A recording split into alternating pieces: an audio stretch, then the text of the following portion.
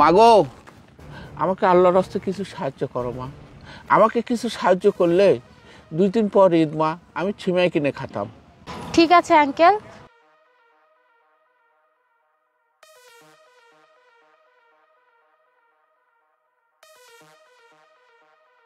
Uncle, আমার কাছে তো আর কোনো টাকা নেই, এই 50 টাকাই আছে, আপনি এটা রাখেন।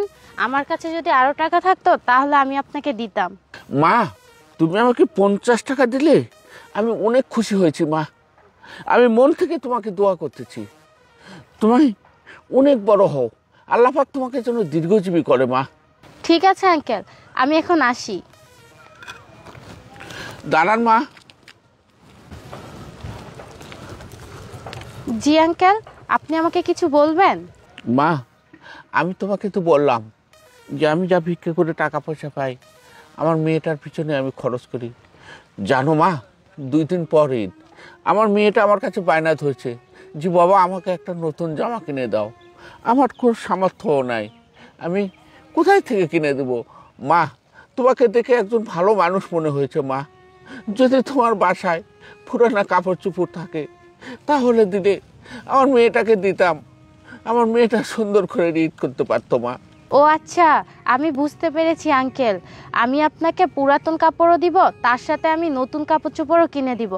আচ্ছা আঙ্কেল, আমাকে একটা কথা বলেন তো, আপনার মেয়ে ছাড়া আপনার কি আর কেউ নেই? কি বলবো দুঃখের কথা মা, আমার এই মেয়েটা বাদে আবার একটা ছেলে ছিল, তার নাম ছিল আসাম। ওর বয়স যখন 8-9 বছর, তখন ঈদের সময় আমাকে বললো যে বাবা আমাকে ঈদের একটা নতুন জামা কিনে দাও। জানো মা, আমার হাতের অবস্থা এত খারাপ ছিল, আমি কোথাও 2টা টাকা হাওলাতে পারলাম না। ছেলেটাকে বললাম যে বাবা আমি তোমাকে নতুন জামা কিনে দিতে পারবো না। ওই যে ছেলে আমার উপর মান অভিমান করে আমার বাড়ি থেকে চলে গিয়েছে, আজও তাকে আমি খুঁজে পাইনি মা। আমি রাস্তায় ভিক্ষা করি আর আমার ছেলেটাকে খুঁজি মা, এখন আমার ছেলেকে পাইনি মা। আচ্ছা আঙ্কেল, আমি বুঝতে পেরেছি। প্লিজ আপনি এমন করে কান্না করবেন না। আমি মন থেকে দোয়া করি আপনার ছেলের সন্ধান যেন আপনি পান। বাবা, তুমি এনে ভিক্ষা করতেছো, তোমার সারা রাস্তায় খুঁজতাছি। আরে জান্নাত, তুমি এখানে? ম্যাডাম আপনি? জান্নাত, এনাকে তুই চিনিস নাকি? হ্যাঁ বাবা, আমার স্কুলের ম্যাডাম। আর ম্যাডাম, এটা আমার বাবা। ম্যাডাম, আমার বাবাকে নিয়ে আমি গল্প করি। থাক জান্নাত, আর কিছু আমাকে বলা লাগবে না, আমার যা বুঝার আমি বুঝে গেছি। আর আঙ্কেল চলেন, আপনারা দুজন আমার সাথে আমার বাসায় যাবেন, আসেন। না ম্যাডাম, আমরা যাব না। জান্নাত, আমি তোমার টিচার না, আর টিচারের কথা কিন্তু শুনতে হয়, ঠিক আছে? চলো আঙ্কেল, চলেন, এখন আমাদের বাসায় যাবেন।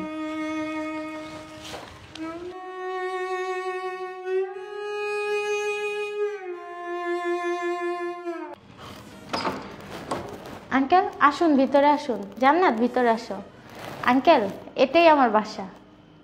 যান, আপনারা যে সোফায় বসেন, আমি আসতেছি।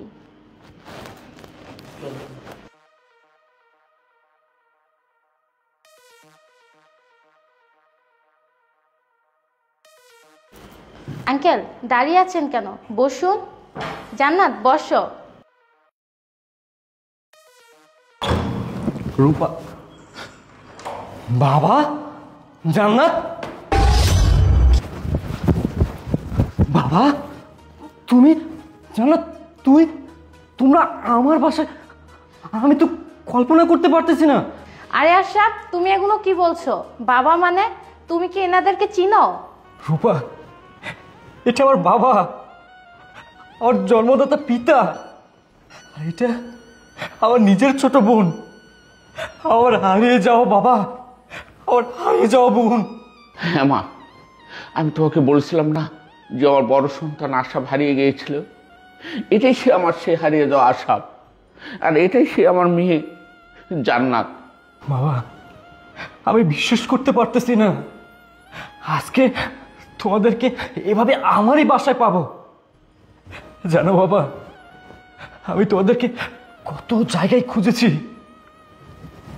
কিন্তু কোথাও তোমাদেরকে খুঁজে পাইনি। বাবা আমি জানি আমি তোমার সাথে অনেক অন্যায় করছি, খারাপ কাজ করছি, কিন্তু বাবা বিশ্বাস করো আমি যা কিছু করেছি সব কিছু বাধ্য হয়ে করেছি। কারণ আমি যদি তোমাকে বলতাম বাবা তোমার কষ্ট আমার সহ্য হয় না, বাবা আমি নিজে কিছু করতে চাই, আমি নিজে পরিশ্রম করতে চাই, আমি সংসারে হাল ধরতে চাই, তুমি আমাকে কখনো পরিশ্রম করতে দিতে না, তুমি আমাকে কখনো কাজ করতে দিতে না। তাই আমি তোমাকে বলেছিলাম আমার শীতের পোশাক লাগবে, আর তুমি যখন দিতে পারলে না তখন না আমি অভিমান করে চলে আসছি, আমি বাধ্য হয়ে করেছি, বাধ্য হয়ে এসেছি। জানো বাবা তোমাদেরকে ছেড়ে আসার পর আমি ঢাকা শহরে চলে আসছি, ঢাকা শহরে আসার পর আমার চোখের সামনে যা কিছু আসছে আমি সব কিছু করছি, আমি দিনকে দিন মনে করি নাই, রাতকে রাত মনে করি নাই, আমার চিন্তা চেতনা একটাই ছিল আমাকে অনেক টাকা ইনকাম করতে হবে, আমার সংসারে হাল ধরতে হবে, আমার ছোট্ট বোনটাকে শিক্ষিত করে তুলতে হবে, মানুষের মতো মানুষ করতে হবে। বাবা এই চিন্তা চেতনাই আমি সবসময় করতাম। বাবা আল্লাহর রহমতে আমি সাকসেসও হলাম। বাবা জানো আমি সাকসেস হওয়ার পর তোমাদেরকে খোঁজার জন্য গ্রামে গিয়েছি, গ্রামের প্রত্যেকটি জায়গায় তোমাদেরকে খুঁজেছি, কিন্তু কোথাও তোমাদেরকে আমি খুঁজে পাইনি। গ্রামের প্রত্যেকটা মানুষকে আমি বলেছি আমার বাবা কোথায়, আমার বোনটা কোথায়, সব আমাকে বলেছে তোমার বাবা তোমার বোন কোথায় গিয়েছে আমরা জানি না। তারপর বাবা আমি আবারও ঢাকা শহরে চলে আসছি।